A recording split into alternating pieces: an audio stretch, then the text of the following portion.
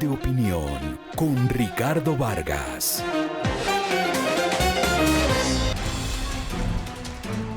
El pasado jueves 14 de agosto, el gobierno Trump ordenó el despliegue de fuerzas navales y aéreas en el sur del Caribe para enfrentar al narcotráfico, ahora asociado al terrorismo. Asimismo, continúa presionando a México para que permita operaciones conjuntas en el interior de ese país, cosa que categóricamente ha rechazado la presidenta Claudia Sheinbaum, afirmando que Estados Unidos no va a venir a México con los militares. Cooperamos, pero no va a haber invasión. Asimismo, crecen los señalamientos en contra del presidente de Venezuela, Nicolás Maduro, de ser el jefe narcotraficante del Cartel de los Soles, y en consecuencia, también el 14 de agosto se ordenó la incautación de propiedades, aviones privados y otros bienes de Maduro en República Dominicana y Florida, todo por un valor de más de $700 millones.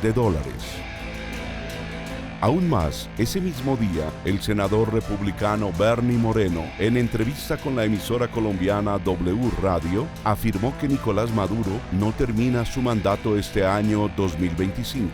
Esta situación se liga con la imposición de los aranceles más altos del mundo a Brasil, tras de lo cual el presidente Lula busca ampliar las relaciones comerciales y políticas con China, Rusia y la India, sin descuidar los esfuerzos para abrir vías de negociación con Washington. ¿Cómo explicar esta serie de eventos aparentemente desligados? Para un grupo de expertos, lo más importante para la política internacional de la aspiración de hacer a los Estados Unidos grande otra vez, MAGA por sus siglas en inglés, es la valoración de los atributos duros del poder de Estados Unidos, colocando en una misma canasta la capacidad militar y del dinero, justificando la abierta utilización de métodos transaccionales y la defensa de la paz por imposición. Una impronta conflictiva en el manejo de la agenda de comercio exterior, normalmente acompañada por un menú de medidas proteccionistas, entre otras, aranceles. La estrecha asociación con la seguridad interna del país, para la cual es esencial demostrar la capacidad de agresión contra amenazas internas que legitiman la criminalización de la migración y la asociación del narcotráfico como amenaza externa y terrorismo. El expansionismo imperial que inaugura agendas de conquista territorial, ejemplo, Groenlandia, el Canal de Panamá, etc. El nacionalismo enaltecido, que se refuerza con el nativismo ultramontano y el fundamentalismo religioso en cruzadas normativas contra la diversidad, la equidad y la inclusión. En las demostraciones de uso de la fuerza se combinan acciones en el plano doméstico con la militarización de la seguridad ciudadana en Washington, violentando la institucionalidad local, en una narrativa llena de informaciones y comparaciones falsas sobre tasas de homicidios de Bogotá y Washington. En el nivel hemisférico, la remilitarización contra el narcotráfico se asume como amenaza proveniente de México, Venezuela y en menor medida Colombia. No obstante, la pregunta que surge es, ¿la remilitarización de la guerra contra las drogas es la bala de plata para solucionar su histórico fracaso?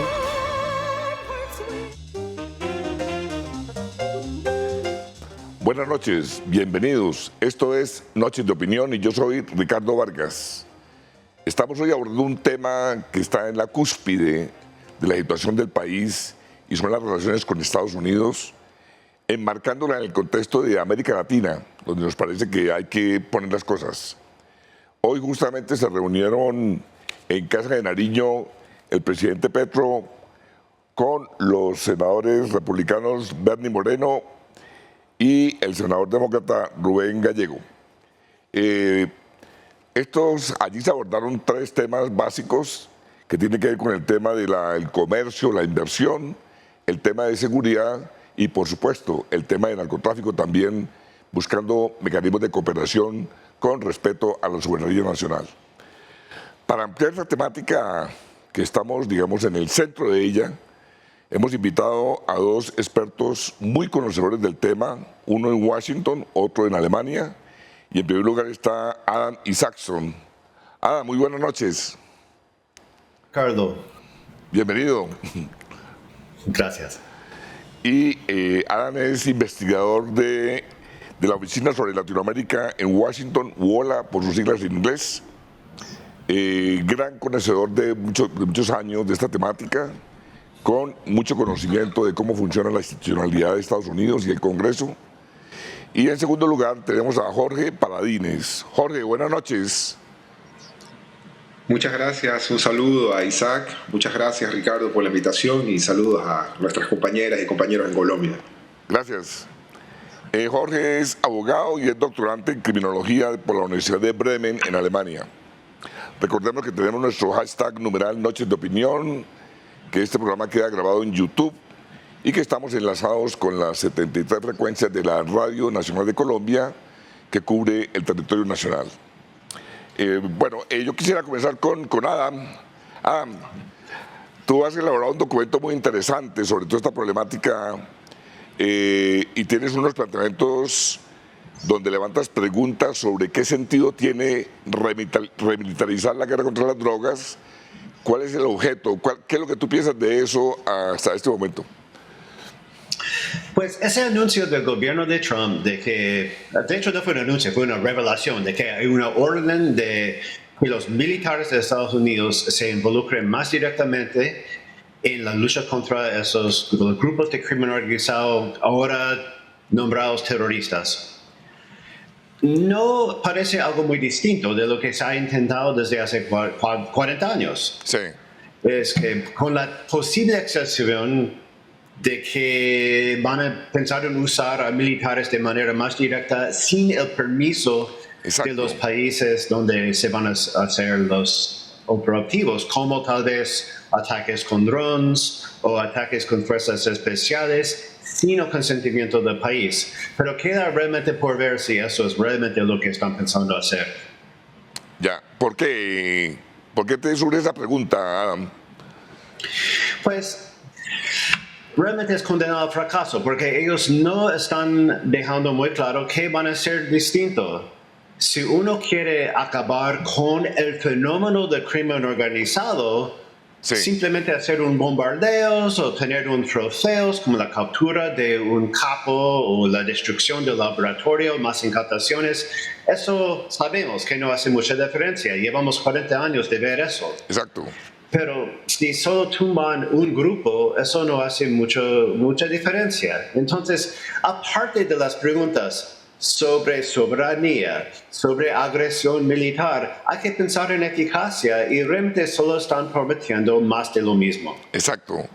Jorge, tú has auscultado un poco desde tus estudios el tema de narcoterrorismo, ¿no? Que es un poco un concepto también de mucho tiempo atrás, pero que emerge bajo esta administración al involucrar como narcotraficantes al concepto de terrorismo. Y eso viabiliza un poco lo que plantea Adam sobre buscar, digamos, casi que patentes de corso para la intervención en otros países. Sobre ese punto, ¿qué planteas?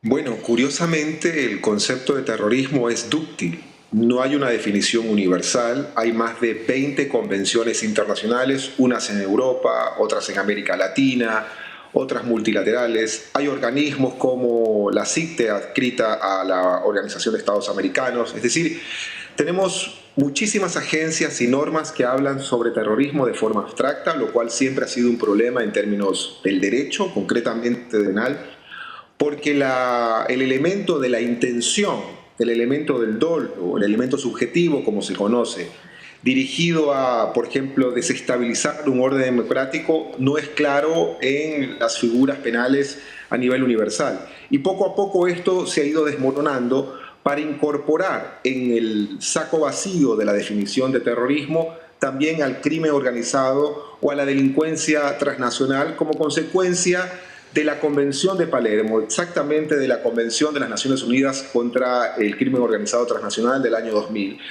que, digamos, tuvo la tarea de hacer una definición marco también, pero no lo logró. Sin embargo, en los considerandos hizo como un llamado de atención para que se empate la definición de crimen organizado con la de terrorismo. Y las raíces están en Colombia, cuando, si mal no recuerdo, un ex embajador de Estados Unidos, Louis Thames, en los años 80, Sí. asoció el término narcoguerrilla Sí. y que poco a poco fue decantando en narcoterrorismo, ¿no? Por cierto, creo que ese ex embajador, paradójicamente, más adelante estuvo involucrado en el caso Irán-Contras. Sí, tomemos un poco este punto que plantea Jorge. Yo recuerdo que en los años 90 había mucha discusión en relación con la ayuda de Estados Unidos para el ejército, porque estaba como muy clara la diferenciación entre que quienes combatían el narcotráfico era la policía y los recursos iban para la policía, pero a partir de la afirmación de Tams, de ese concepto de narcoguerrilla, creo que removió las cosas y de ahí se empezó todo, se enfiló todo un camino que, digamos, acabó con esa diferencia y se concretó finalmente en el Plan Colombia con una incorporación de Fuerzas Armadas plenamente en el combate al narcotráfico. Sobre ese punto, ¿te acuerdas? Sí. Estamos hablando de los años 80, cuando en Estados Exacto. Unidos había muchas heridas abiertas de la experiencia de Vietnam. Sí. Un deseo de no meterse de nuevo en grandes guerras en el exterior, con misiones muy abiertas y objetivos no muy claros. Había mucha oposición en ese momento a la ayuda al ejército de El Salvador durante la guerra de El Salvador por el temor de que haya una nueva Vietnam en El Salvador. Y entonces sí, en un momento había ese sentido de que no, podemos ayudar a Colombia a pelear contra los carteles, a reducir la oferta de la cocaína, algo que nunca lograron hacer, Sí. pero una anuencia de involucrarse mucho en la guerra civil o el conflicto armado de Colombia. Sí.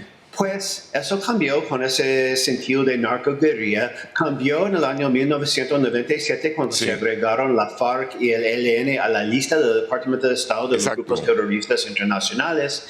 Y después del 11 de septiembre, pues esa división, esa anuencia desapareció y se inició un involucramiento muy de pleno de Estados Unidos en la ayuda a Colombia para pelear su guerra interna, pero sin el involucramiento directo de Estados Unidos en esa guerra. Nunca habían tiroteos entre soldados de Estados Unidos y las FARC, según sabemos.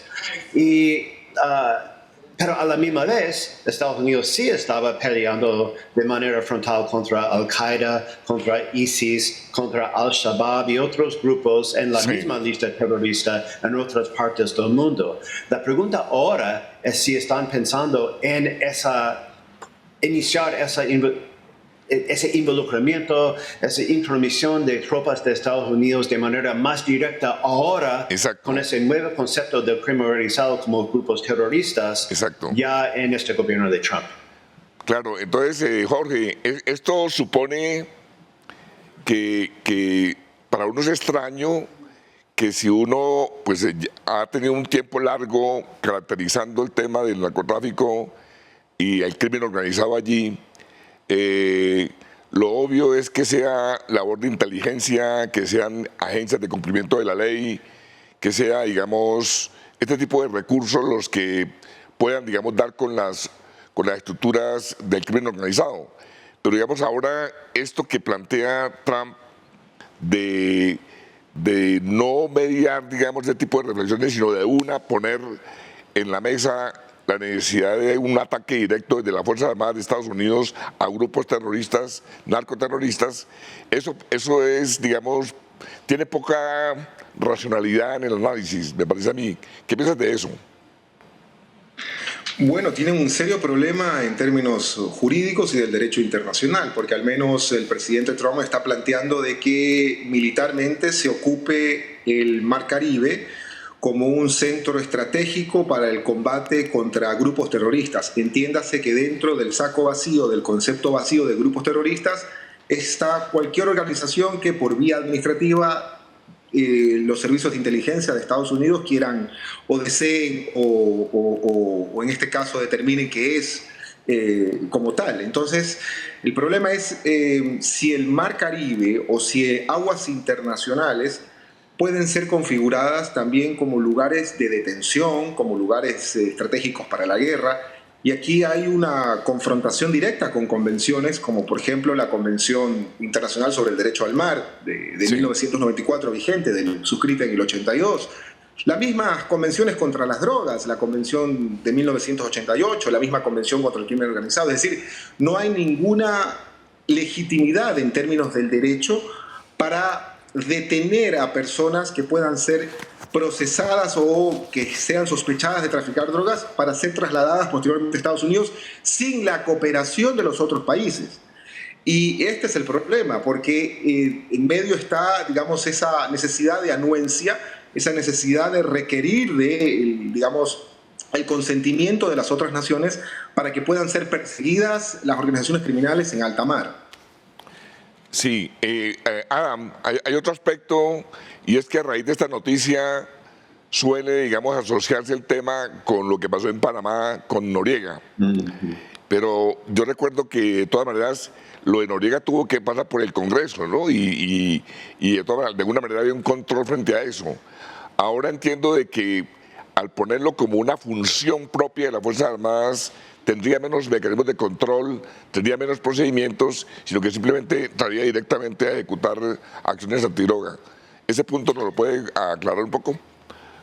Voy a tratar, es que es un tema de mucho debate aquí en Washington también, pero lo que sabemos es que el Congreso de Estados Unidos tiene el poder de declarar una guerra. Exacto. Pero realmente no lo ha hecho desde la Segunda Guerra Mundial de manera formal. Han habido resoluciones que dan permiso al presidente de hacer lo que ha hecho en Afganistán o en Vietnam, etc.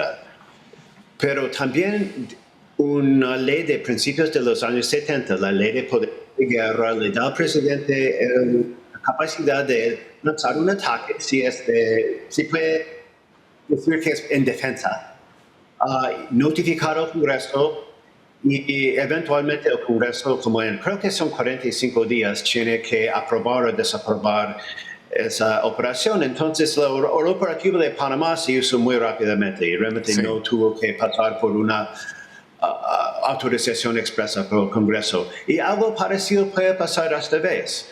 Estamos hablando de dos escenarios. Hay tal vez un ataque contra el cartel de Sinaloa o de Jalisco o Michoacán en México, que es un país que Estados Unidos más o menos tiene buenas relaciones. Un ataque ahí sin el consentimiento de México dañaría mucho la relación bilateral, había muchos problemas. El otro escenario es Venezuela, donde hay Tren de Aragua y lo que llaman el cartel de los soles, que está muy inmiscuido en el gobierno de Venezuela. Si realmente están buscando usar fuerza militar para combatir el cartel de los soles, estamos hablando de un escenario al estilo Panamá, de verdad, pero no queda claro qué pensando todavía. Exacto. Metámonos en ese punto, Jorge, me parece muy interesante lo que plantea Adam. Al final, ¿de qué se trata? ¿No? Porque ese es otro tema que también tiene Adam en su documento. ¿De qué se trata el accionar de las Fuerzas Armadas? De agarrar al capo mayor, entre comillas, de someter al país, de instaurar un orden distinto. ¿De qué se trata esto, no? Finalmente. Hay muchas preguntas porque el tema no ha sido suficientemente aclarado desde Washington, ¿no? Bueno, en los años 80, si mal no recuerdo, en 1986 hubo una ley en Estados Unidos, una ley vigente, la ley para la aplicación de la ley de drogas marítimas, si mal no recuerdo, que le da competencia a la jurisdicción estadounidense para ampliar la guerra contra las drogas, incluso sobre aguas internacionales, sobre embarcaciones que sean sospechadas de narcotráfico, y hay una especie de extraterritorialidad de la ley penal, lo cual entra en conflicto con el derecho internacional. Y en ese sentido se concibe a la guerra contra las drogas como una guerra de baja intensidad, lo cual implica que haya esta mixtura entre el papel policial y el papel de las agencias militares, que básicamente también tienen competencias para neutralizar ataques y en ese sentido combatir con armas diferentes a las policías, a lo que se concibe teóricamente como el enemigo.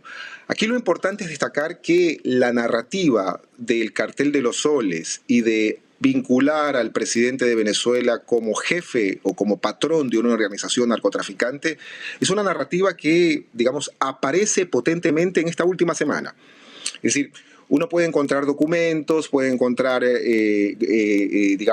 artículos de prensa sobre esta misma información, pero es en esta última semana donde ya no se habla del dictador Maduro, sino de el Pablo Escobar, el narcotraficante Maduro. Y ahí es importante conectarse nuevamente con este terrible pasado que tuvimos en América Latina, que fue la invasión a Panamá, y de hacerse la pregunta si el acercamiento de las tropas estadounidenses en el sur del Caribe sean eventual o posiblemente para una invasión a Venezuela para extraer o secuestrar a un presidente sudamericano, lo cual rompería básicamente también, digamos, la tranquilidad de nuestras naciones latinoamericanas y podría ahí conflagrarse un delito de agresión. Exacto. Bueno, yo creo que con esto ha habido un panorama muy interesante de parte de Adam y de Jorge, que nos permite ubicarnos un poco en las implicaciones muy complejas, aún de cosas no muy aclaradas, como señalaba Adam en Washington. Y esto es parte, digamos, de las cosas que debemos asumir nosotros también, porque estamos implicados en este tipo de escenarios, a pesar de que haya muy buenas intenciones de coordinar hoy en día con el gobierno colombiano. De todas maneras, una intervención en Venezuela rompería muchas cosas, generaría una inestabilidad y levantaría muchas preguntas sobre el qué hacer frente a un país como Colombia o Brasil o muchos otros países vecinos en relación con la situación de esta posible agresión para el caso de Venezuela.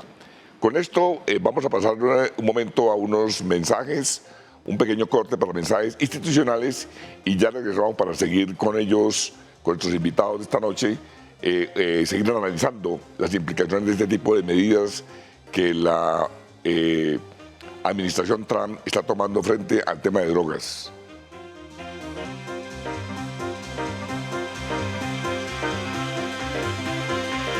Noches de opinión con Ricardo Vargas. Noches de opinión con Ricardo Vargas. El dato.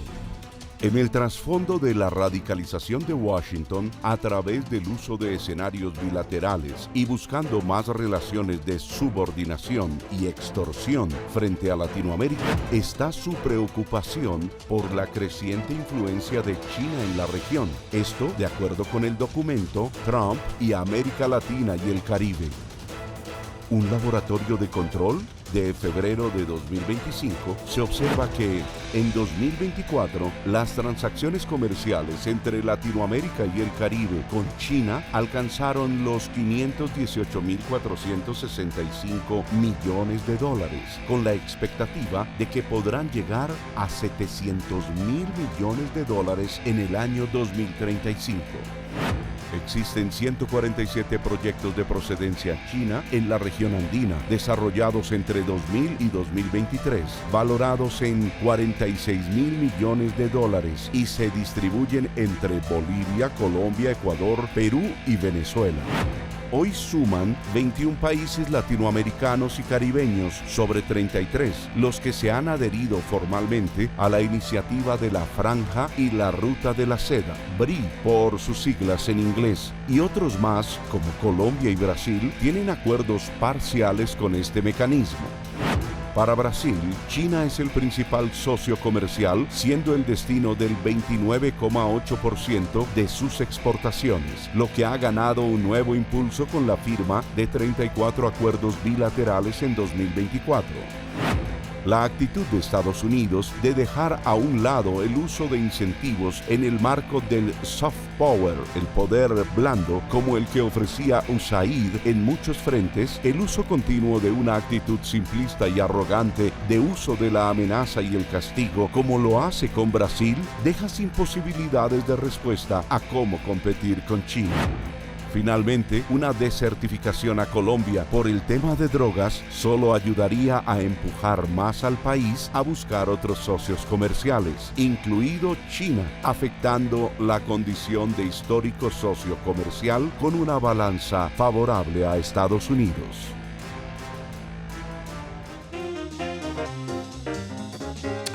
Este punto del dato está permeado por esa controversia que está en el trasfondo en América Latina frente a Estados Unidos, y es el peso de China en la política, su política exterior para América Latina también, donde está muy bien posicionado y está avanzando lento pero muy seguro, y Estados Unidos, creo que, como lo dice el dato, está haciendo las cosas para ayudar a que China se consolide en la región, entre otros.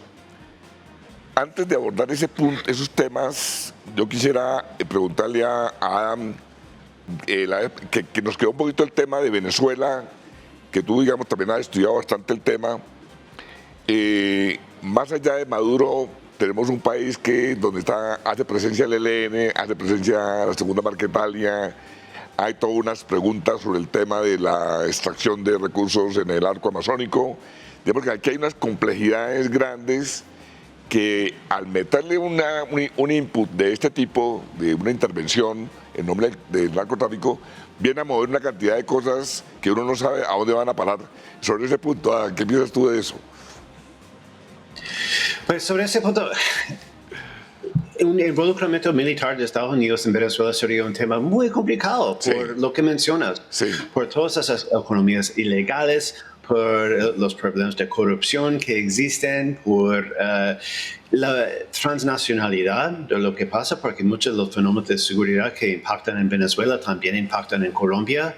Imaginémonos que Estados Unidos decide que, como según ellos, el gobierno de Maduro es ilegítimo y está ligado a grupos terroristas que amenazan a Estados Unidos, que van a tratar de tumbar a Maduro por la vía militar. Eso es muy teórico, porque no están diciendo que quieren hacer eso, pero ¿qué pasaría el próximo día? Claro que el ejército, las fuerzas armadas de Estados Unidos tienen poder de tumbar a un líder en Venezuela, pero ¿qué pasa después? Habría una insurgencia muy fuerte, habrían todos esos temas como mencionas, como la situación del arco minero, la situación de las fronteras, que difícilmente podría controlar Estados Unidos. Entonces yo dudo mucho que habría una intervención militar directa, incluso del gobierno de Trump en Venezuela.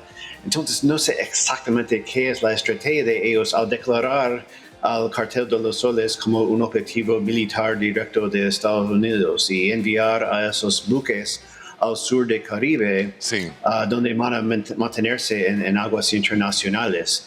Realmente parece más algo de teatro, un show, que esperan que tal vez desestabilizaría al gobierno de Maduro, cuando no queda claro exactamente cómo. Exacto. Jorge, yo creo que hay otro punto también digamos, relacionado con todo esto, y es el tema de que yo siento que este cambio, estos énfasis, estos modelos de amenaza y castigo que esgrime la administración Trump, nos coge un poquito también debilitados en términos de la integración regional, en la asunción también de temas difíciles, como es el gran poder que está teniendo el crimen organizado en nuestras fronteras.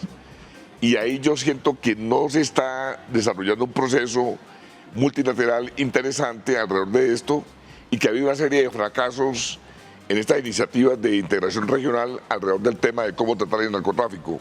¿No crees que esta sea una oportunidad para poner sobre la mesa, bajo unos criterios distintos, mucho más sólidos, y ante una amenaza tan fuerte como la que plantea, de todas maneras, así sea absurdo lo que se pretende hacer por parte de Washington? ¿Qué piensas de ese punto, Jorge? Bueno, yo creo que la iniciativa de militarizar el Caribe rompe cualquier idea o noción de multilateralidad o multilateralismo. Sí, claro.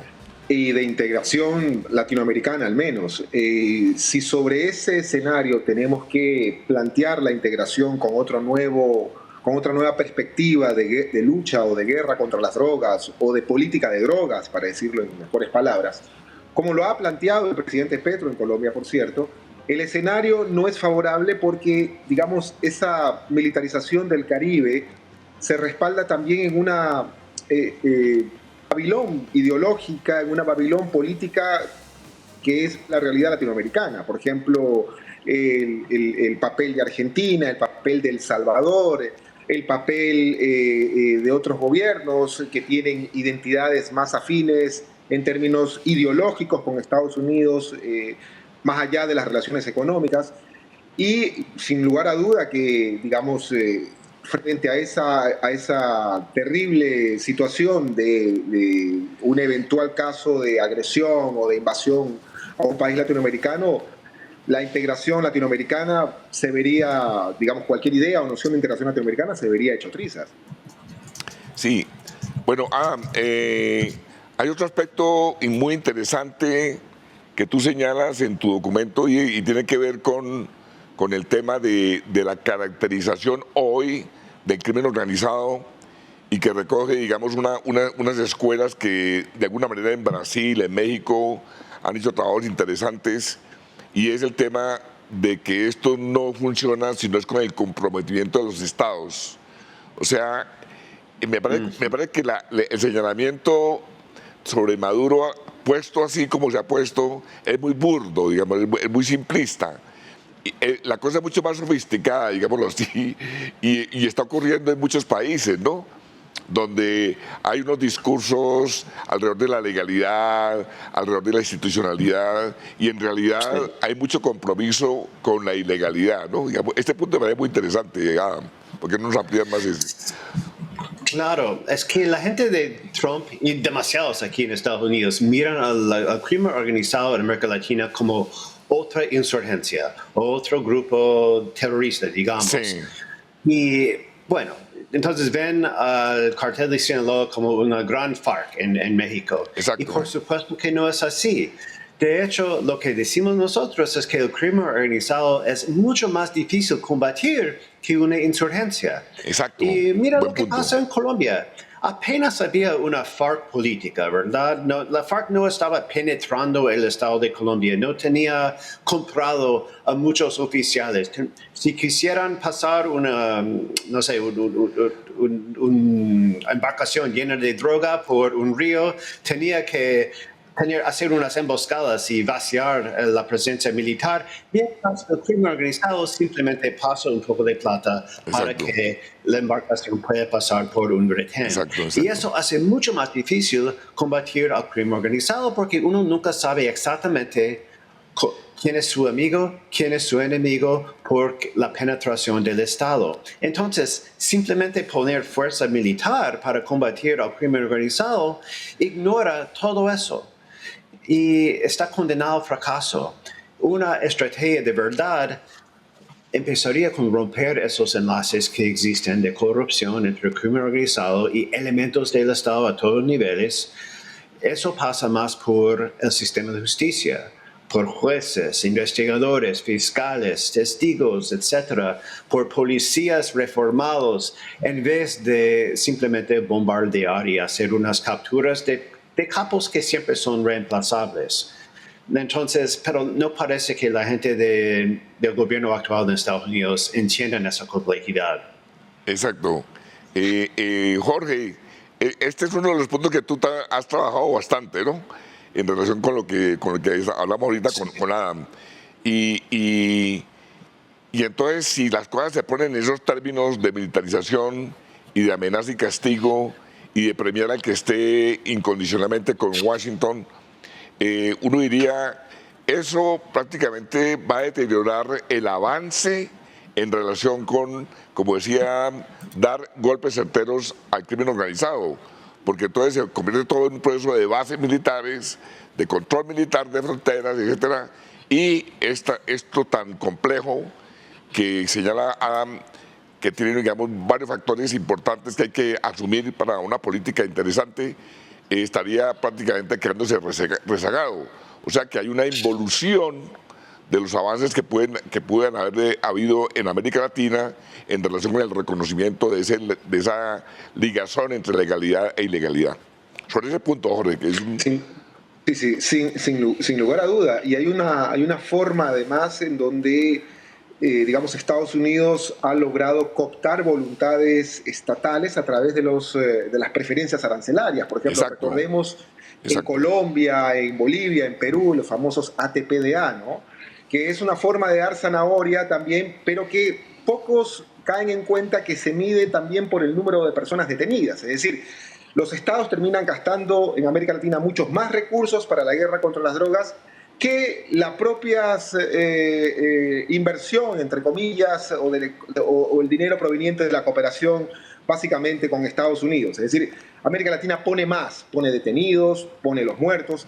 Y aquí hay sobre todo una narrativa que es importante también destacarla, que es esa narrativa de volver a señalar al sur global, es decir, todo lo que está del río Bravo hacia abajo, como decadente, precario, corrupto, y como que el crimen organizado es una producción básicamente latinoamericana y no es un fenómeno global. Exacto. Entonces, me parece que aquí también no nos hemos hecho las preguntas sobre pensar eventualmente si es que el avance de tropas en el Caribe de los Estados Unidos significa un combate, una lucha con fuerzas también militares de los narcotraficantes, o va a significar detención de personas en lanchas go-fast, en embarcaciones, en alta mar, que van a ser procesadas en Estados Unidos. ¿Cuál va a ser el paradero de esas personas? ¿O que van a ser trasladadas a cárceles como la de El Salvador, por ejemplo? Creo que son preguntas que están muy asociadas a ese eventual desenlace de la guerra contra las drogas en el Caribe latinoamericano. Sí, es un excelente punto. Abordemos un poquito más lo que plantea Jorge, sí, en el sentido de que, por ejemplo, si vamos a reconocer cambios en Colombia, tiene más que ver con una presencia muy fuerte de estructuras transnacionales de Europa que están en diferentes ciudades, en Cali, en Medellín, en otros sitios, haciendo negocios para los embarques. Y como tú decías, son personas normales, comunes y corrientes, con su apariencia de ciudadanos de a pie, y están, sin embargo, muy consolidados y están desarrollando que uno diría una base militar, una tropa súper especializada en el combate, que tiene que ver con un personaje de esto, ¿no? ¿Tú qué piensas de eso?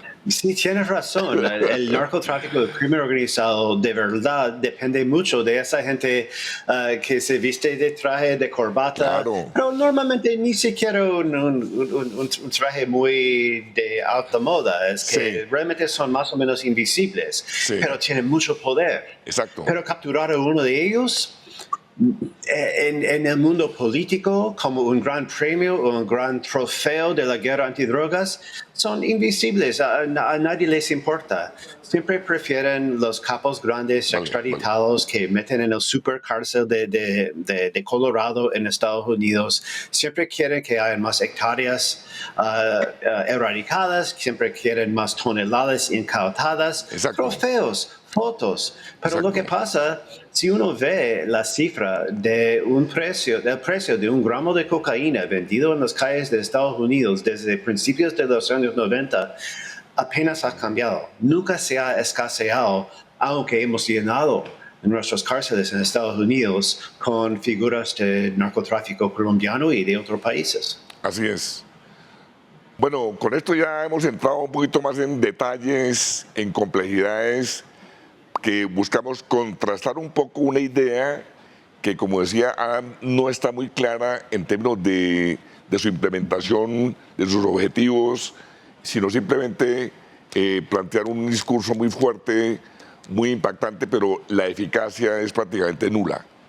Con esto creo que podemos ya pasar de nuevo a una pequeña pausa nuevamente y vamos ya a sacar algunas conclusiones en la tercera parte de nuestro programa.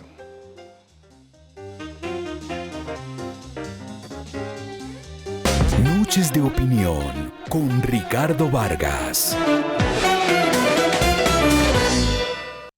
Noches de opinión con Ricardo Vargas. En conclusión, la creación de un escenario inestable e imprescindible por las medidas disruptivas, el uso de la violencia simbólica y las amenazas permanentes de carácter unilateral de la administración Trump limita las proyecciones estratégicas de las políticas exteriores de Latinoamérica. Estas circunstancias profundizan la asimetría predominante en las relaciones Estados Unidos-América Latina, debilitadas por la imposición de escenarios bilaterales condicionados a un modelo agresivo de sanciones y descalificaciones. Así, se dificulta la creación de espacios multilaterales que puedan equilibrar ese desbalance entre el poder de Estados Unidos y la región.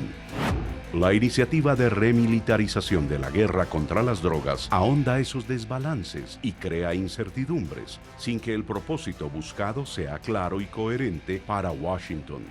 El crimen organizado ha mostrado con creces que los dispositivos para su combate asociados a la militarización no tienen resultados exitosos y sí deja un escenario de muerte, altos costos humanitarios y atomización del problema criminal. La administración Trump busca hoy afianzar las viejas narrativas unilaterales de asumir los problemas como provenientes del exterior y que amenazan la seguridad interna de los Estados Unidos, con lo cual el diálogo horizontal y las responsabilidades compartidas quedan desterradas. Para sus contrapartes, prima la condición de subordinados y sometidos a la escena de premios y castigos, como sucede con la certificación en materia de drogas. El último informe sobre derechos humanos del Departamento de Estado es la mejor muestra del unilateralismo agresivo y de promoción de la subordinación, al premiar a autocracias como la de Bukele en El Salvador y condenar a Brasil, por solo dar un ejemplo.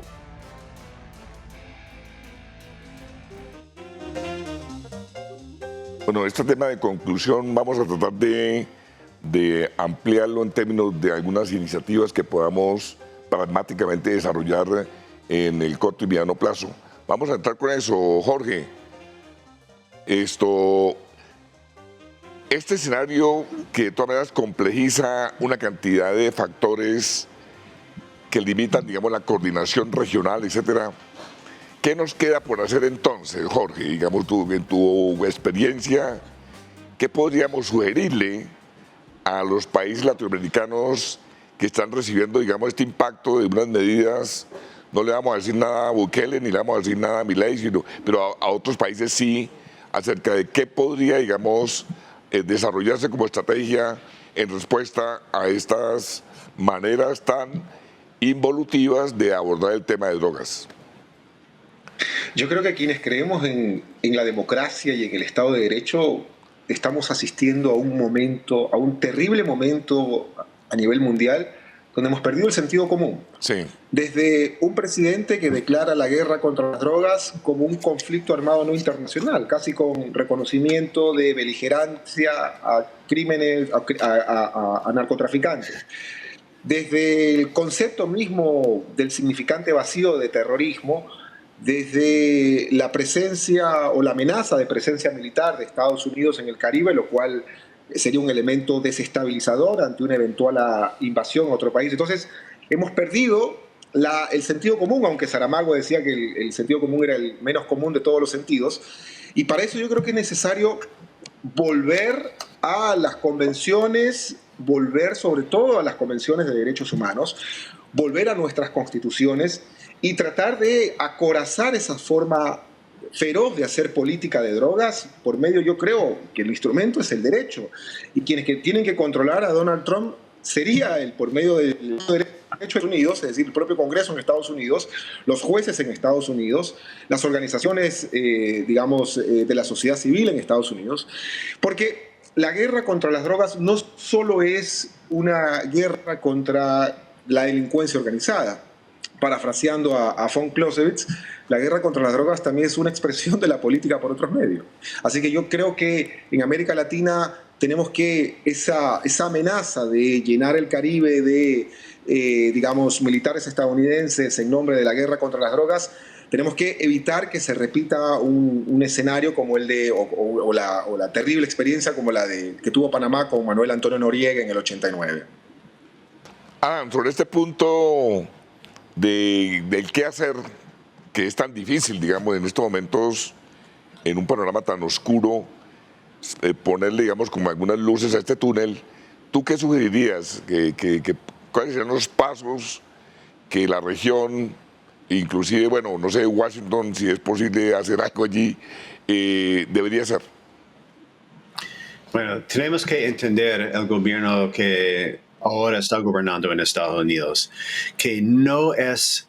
todo el mundo me pregunta todo el tiempo, ¿qué es la verdadera estrategia del gobierno de Trump? Realmente no hay.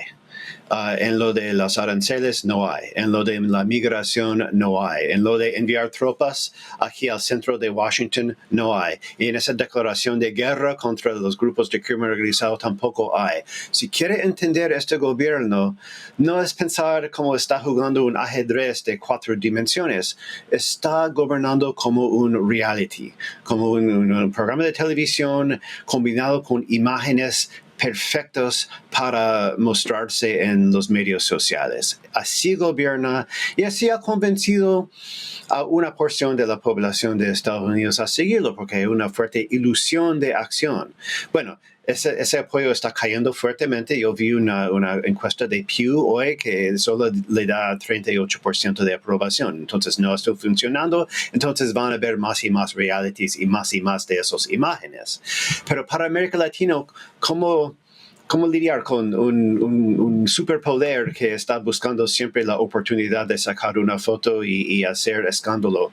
Simplemente enfocar en fortalecer sus propias instituciones, en fortalecer sus propios estados de derecho, en combatir los fenómenos de corrupción e impunidad en sus propios países y mostrar resultados a sus propias poblaciones, enseñando que hay todavía una manera de gobernar según el estado de derecho, sin tanto drama, sin tanta improvisación, y así mostrando la diferencia. Y si van a seguir llegando bombos y platillos y agresiones, muchos de ellos muy mediáticos de Estados Unidos, pero uno tiene que seguir adelante y no dejarse distraer siempre por el hecho dramático de esta semana.